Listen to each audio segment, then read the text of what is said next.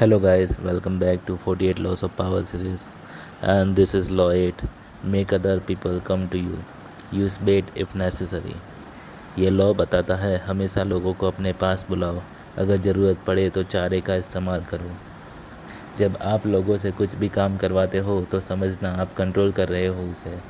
हमेशा लोगों को अपने पास आने दो, अगर ज़रूरत पड़े तो उन्हें लालच दो, कोई गेम बताओ और फिर अपना काम निकलवाओ।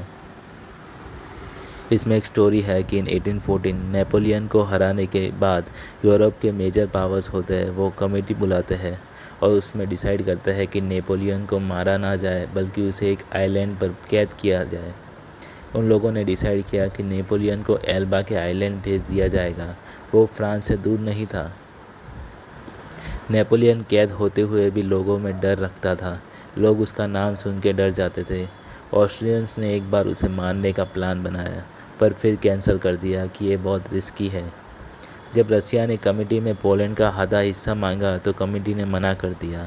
तब वो बोला कि ऐसा नहीं हुआ तो मैं शैतान को खुला छोड़ दूंगा। लोगों के बीच डर का माहौल बन गया सिर्फ नाम से। उनके बीच एक इंसान था, टैलीरेंट, जो नहीं डरा। वो नेपोलियन का पुराना फॉरेन मिनिस्टर था। नेपोलियन को जहाँ कैद किया गया था वहाँ पे उसका मजाक उड़ाया जाता था। उसे एक राज दरबार दिया जाता था, उसे राजा की तरह बनाया जाता था। उसे एक कुक दिया जाता था, खुद का पियानिस्ट दिया जाता था। कुछ दरबारी बिठा देते थे और बोलते थे अब तुम हुक्म चलाओ हम पर। ये सब नेपोलियन को नीचा दिखाने के लिए किया जाता था। इन 1815 एक शिप 900 आदमियों को लेकर नेपोलियन को वहाँ से आज़ाद कराने आई। वहाँ पे ब्रिटिश ने सारी और अपनी नेवी रखी थी, फिर भी वो शिप नेपोलियन को वहाँ से छुड़ा कर ले गई। नेपोलियन फिर फ्रांस गया अपना राज वापस लेने, एंड वो जब वहाँ लड़ने गया तो लोगों ने उसको अपना राजा मान लिया।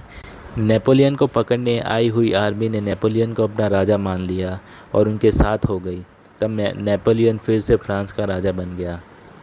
करीब 100 दिन बाद फ्रांस में कोई पैसा नहीं था, खाने को नहीं था, वो डूबने की कतार पर था। तब वहाँ पे बैटल हुई, बैटल ऑफ वाटरलू। उसमें नेपोलियन हार गया। इस बार लोगों ने उसे नज़दीक में कैद नहीं किया बल्कि उसे अफ्रीका के किनारे एक आइलैंड पर भेज दिया गया।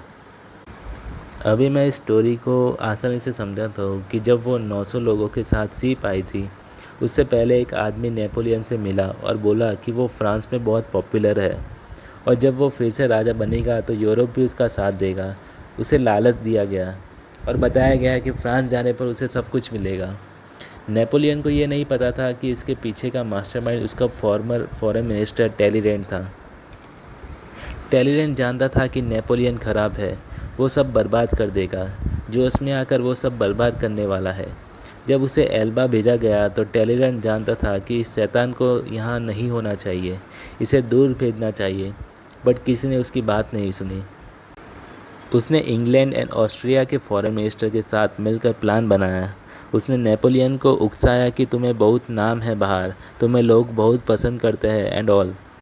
जब उसे फेक सिनेरियोस दिखाकर अंधा कर दिया तब वो भूल गया कि ये कोई जाल भी हो सकता है। इसलिए वहाँ से निकलने के बाद वो सीधा फ्रांस गया।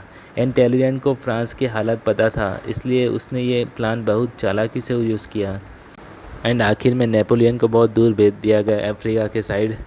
इसमें पता चलता है कि नेपोलियन को क्या किया कि कोई अच्छी स्टोरी बनाकर उसे अपने पास बुलाया कि उसे एकदम बर्बाद कर देगा। इसमें एक कोट मिलता है कि टैलीरेंट ने एक बीमारी को ख़त्म करने के लिए पूरे घर को ही जला डाला। And this is the end of law 8। Thank you for watching this video.